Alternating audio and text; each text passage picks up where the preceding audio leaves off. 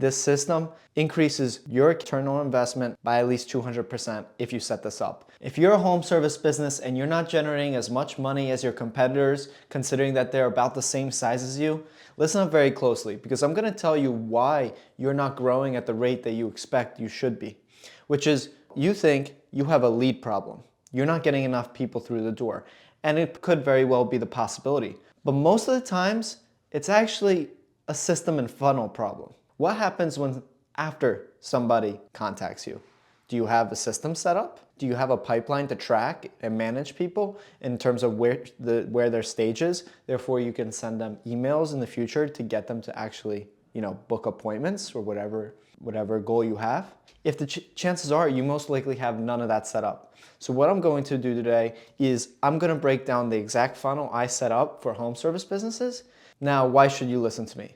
Well, I've been doing this for 40 years. I've done it for 20 plus businesses. And what I can tell you right now is this system increases your return on investment by at least 200% if you set this up. Because if you think about it, right, you can either increase your ad spend, increase how you get leads, and most likely it requires spending more money, or you can create a system to follow up. And let's say for every 10 people that contact you, one person becomes an actual close, we make it 2 people. So instead of having to spend all this money that way through getting more leads through the door, instead you fix the back end stuff, and instead of for every 10 one person converts, let's say it's now 3 people. Now considering your average per service is let's say $1,000 per customer lifetime value, you're increasing it $2,000 for spending the exact same money. Here's a nice graphic I made, I like it. So the hidden revenue leaks, right, is slow response times, no structured follow-ups after first attempts, leads sitting unclosed in CRM, no accountability or tracking. If you're experiencing this, again, listen very closely to what I'm about to say. And in case you don't know how important this is, you're like, all right, Josh, I understand you're saying that I need to follow up to people, but is it really that important? Listen, so this is all true statistics. I can provide you the article in the description if you want. It's all true. 78% of customers buy from the first business that responds to their inquiry. Not the one with the best product or the lowest price, but the one that first responds. That's 4 in 5 customers. On top of that, replying in under 5 minutes and your qualification rates skyrocket 21x. 21x, not 2x, not 3x, 21x. Compared to 30 minutes later, and then with a 10-minute delay, it slashes odds up to 400% each time. So you're just killing any lead that comes through the door if you wait. And you're like, all right, that's just bullshit. Where are you getting these numbers? Let's take a step back and think from the customer's perspective here. You're an online, or your business, right? We're talking about the online space, not people that actually know you. When they're searching for your service and they find your website, chances are, if they're doing a Google search, they don't know any business, or else they would have gone straight to that business right away and called them, whatever. They're trying to explore, see what options they have. So let's say they come across your website, which is so difficult to do, and let's say you had to spend money to do that, or however it comes about, and they contact you. Do you expect them to just, all right, I contact you, I'm gonna wait for you, I'll wait 24 hours till you respond? No, they're gonna go to the next website they like, they're going to check them out, and they're gonna give them a call, especially if you don't respond. And the chances are they'll probably call 3, 4 businesses. They're not just gonna lock eyes on you and just call it a day. That's not how the world works. But you can make them not call anybody else if they call you and you respond. But if you don't respond, that's the process that the customer is going to go through because they need their service now. This is the one time that they have their thought and attention towards it. We have 99 problems in our head at all times, right? If this is the attention they're getting in their head, chances are even 10 minutes later, their head is somewhere else. So you got to capture it right there and then. So let's go right into what the funnel includes that I set up. And I'm going to be completely transparent on what tools I use. Again, I can do it for you, or listen up very closely and we can set this up for you. So first is the form submission or phone call. Now you can create separate automations for each if you want to vary the text. In this purpose, right, I'm just going to do it all in one. But I highly recommend switching it into 2, especially if the form consists of information that you want to speak about. So let's say your contact form asks what specific service they're interested in, right? You want to tailor that response to that service rather than just keeping it bland. The more tailored we can to the ideal avatar, the more likely they are to convert with you. The tools I use, and this is very important to know, I use a white label software called GoHighLevel to set up these automations. It's $97 for you to personally create an account and use it. Now there's excellent tools outside of the automations that it consists of, and it can be a whole hour episode or a YouTube video if I just explain everything that it includes. But for the purpose of this video, we're just gonna work and care about the automations side of things. Now, if you want, I can do it for you and set it up at a cheaper rate. You just, again, send me something in the description. I'll get back to you. When you go right onto the sub account, there's gonna be something called automations. We wanna click on automations and label, in your case, I've already created a workflow, so I don't wanna set it up from scratch, but you'll create a workflow, or I can copy it to your sub account. Again, this is the benefit of if I do it for you. It's not mandatory, but just letting you know. It can already be set up for you and you just have to make a few tweaks. I already, for the purpose of the video, already created it, so I'm not gonna go over it. But let's go standard bidder because this is what you're gonna see. You're gonna add a trigger. This is gonna be a form submission. So whatever form you want on the website, like I said, if you want it to be multiple forms, you select as many forms as you have integrated. If you don't, then you don't. And I also forgot to mention, this form has to be created through GoHighLevel. If you don't do it, then you have to do a different trigger where, again, contact me if this is your situation, where you got to create a zap to then the zap will create a contact in GoHighLevel, and then I want to add a tag, and then when that tag is added, which will only appear when that form is submitted, the trigger happens. So it's not mandatory for it to be a GoHighLevel form for this to work, but it's highly recommended to make it easier to create this automation. If that's not the case, I can create a whole new YouTube video on what to do there. Save the trigger, and then the other one is if you want to do a call. It's very important you don't just do call, right? I'm going to delete this and kind of start from scratch here so you have an idea, right? When you add a trigger, you want it to do call details, and you want to specifically add a filter where call direction is inbound. You only want this to set off if they're calling you, not you calling them. And then the other thing you want to do is the call status is you don't want to send this SMS that's designed for if they don't pick up, if they actually answer the call. So busy, canceled, no answer. You can even say voicemail. As long as it's not completed, save the trigger. If it's completed, the automation doesn't work, right? It doesn't send any of the follow-up text. This is only for people that don't respond. Once you have the trigger set up, in my personal use, I always like to add a tag to know where they came from. Again, I'm a huge geek knowing exactly where your lead's coming from, because so many people think, oh, I get 10 leads on Facebook and 2 leads on Instagram. Facebook is working 1,000 times better. But unless you're tracking of those leads in Facebook, are they actually becoming booked appointments? You don't know. So let's say you have the 10 Facebook leads and only 1 becomes an appointment. But in Instagram, anybody that contacts you is automatically a sale. And you get 2 people, and then you get 2 sales through Instagram and 1 sale through Facebook. What's actually working better? Instagram. It has to all be tracked. So wherever they found me from, I make sure to tag it, right? For internal purposes. Therefore, in the future, I look at this database and I say, all right, where are my people coming from? And how many of them are actually becoming appointments? Where should we put most of our money and ad spend to?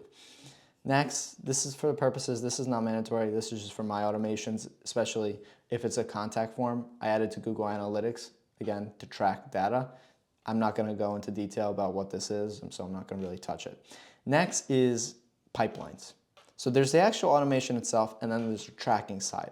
I highly recommend creating a pipeline, and I can show you how. I don't want to do it for the purpose of video, where you have a stage cold leads, you have a stage hot leads, you have a stage appointment booked, you have a stage appointment closed, and you have a stage cold nurture, or long-term nurture, sorry. And you organize leads depending on where they are in those stages. And the primary purpose of that is, let's say for email campaigns, what I like to do is for everybody that's a long-term nurture, right? It's a specific text that or a specific email I send to them, different than an email I'll send to somebody that booked an appointment. If they booked an appointment, I want to make sure it's tailored towards, building authority for me. Whereas if it's long-term nurture, hey, we have this new deal going on, 10% off this chimney sweep. if you book with us in the next month.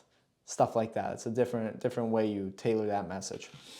Again, I'm not going to go into detail how to create a pipeline today. I don't want to fill you with information, but that's something I would definitely encourage looking into. Then, like I said before, this is a wait before the internal notification, which is just notifying you like I talked about on the slide, right? Step one is that notification. The whole purpose of it creates urgency in the culture. Everybody on your team can get that notification, or you can design it for only certain users to do it. It eliminates internal lag. Last thing you want is somebody fill out that information and then you know nothing. And the big reason I do this, especially if the two minutes later there's going to be a phone call, is it gets me ready for that phone call. It's like, all right, I know a phone call is coming my way. I don't have to do anything. I don't got to click on the contact and look at the details. 2 minutes later, that phone call is going to be coming. It just gets me prepared, in the mental state, whatever you got to say to yourself before you answer that call. And you don't want to answer right away, too, because that's just creepy as shit. That's my personal opinion. You want to respond fast, but, somebody fills out a form and you got to call immediately. Like, what the fuck? Like, what is this guy on? You want to make it look human, if that makes sense. And, it shows professionalism and reliability. So after that internal notification, 2 minutes later is when the phone call will trigger. And like I said before, how this works is if the contact has been assigned to a user, right, you can have this call go to a specific person in your team, or it can be open to anybody. It'll play a whisper message. If the contact is unassigned, and FYI, whisper message is if you wanted to say something like the contact's name, call from Gerald, if that's what he filled out the form. That's the purpose of that. If the contact is unassigned, the event will call the number listed in settings company. Again, leave that be for now and play the whisper message. If the person who answers the call presses any number key during the call, we will dial the contact, and if they answer, we will bridge the call. If not, right, there's no call. I mentioned this from the beginning. Just wanted to see what it said. And then you can customize that call whisper. In this specific case, right, I just said Google Ads form, and then any details I should know before I answer that call. And this was tailored before towards a contact form submission. If it's a phone call, you won't know any information besides the number, so it's pointless to have. That's why I say separate the automations rather than keep it on one, because a contact form, you can write their name, whatever they write as their first name, it'll say call from this. Therefore, you have an idea of, hey, who are you? Instead, hey, Gerald, how are you doing? I saw you filled out our form, blah, blah, blah. But let's say they don't answer, right? You're busy, they're busy, whatever happens, then what? That's not where it should end. That's only the beginning. Then there's the actual text. So they got this phone call from a random number and they didn't answer. We want to make sure they know who we are, right? So next is after 1.5 minutes after that phone call is an SMS text. And this is a template of what I use. It varies, again, customize this to your business, how you like to send messages, but whatever the first name is, hey, Josh from Kaizen Web Marketing, I hope all is well. What made you decide to look into whatever service at this time? Now that's just a template. You decide what you want to do, but it's very important here, right, in the first text to announce your business so they know the number they're, got a call from that they didn't get an answer from. Focus on discussion more than close. And this is a very important one, is you don't want to just try to close them right here and then. You want to make sure they respond. And the best way to do that is just open a discussion. Don't say, hey, book an appointment. Here's my booking link. That's great and all, but we need more human-to-human interaction sometimes. People want to know that you understand their problem. People love talking about their problem. Don't get me started about that. So something like, hey, why are you interested in my service today? Or, hey, what's the problem here? And another good tactic I like to do is, dig into the benefit of your service or the pain that the customer is experiencing. And this tailors towards whatever service you're offering, right? You know the benefits of your service, and you also know typically the pain points of why they're going into your service. So let's say you're a water heater installer, you're an emergency service. I would talk about the pain, like, how much money you could lose if your water heater breaks, like $8,000 worth of shit. So say, hey, hey, this is Josh from Integrity. I'm assuming you probably have a water heater broken. I would highly encourage you about calling us ASAP. This is a huge issue. You can save up to $8,000, whatever. Make that text tailored towards that. After the one day, we should send another SMS. Like I said from the beginning, they're not always, we got 9,000 problems going on in our head at all times, and whatever the issue is, we forgot. Humans forget about shit, especially when they first contact the business. They low-key forget, why did I even contact them? So you want to just remind them who you are, and you still want help with this service.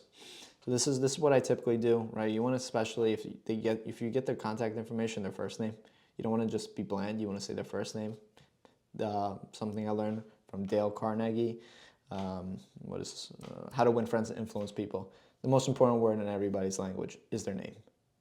So anytime you can say their name, like, it doesn't sound like anything important, but it's like, wow, this person remembers who I am. They care about me. So if you know and you have their first name, I would absolutely encourage you to put that in. Hey, first name, just checking back in. Did you still want help with whatever your service is? You don't have to go into detail here. You don't want to sound like a beggar. It's more of just a reminder of like, look, dude, you called me, you filled out a form, get back to me. Like, are you still interested? If not, all right, I'll leave you be. If you are interested, all right, let's book an appointment. This is where I'm talking about we can increase for every 10 people, 1 person to 3 people. It's this follow-up. From the beginning, responding immediately will save people from going to that next business and contacting them. But then people forget shit, something happens, they're busy.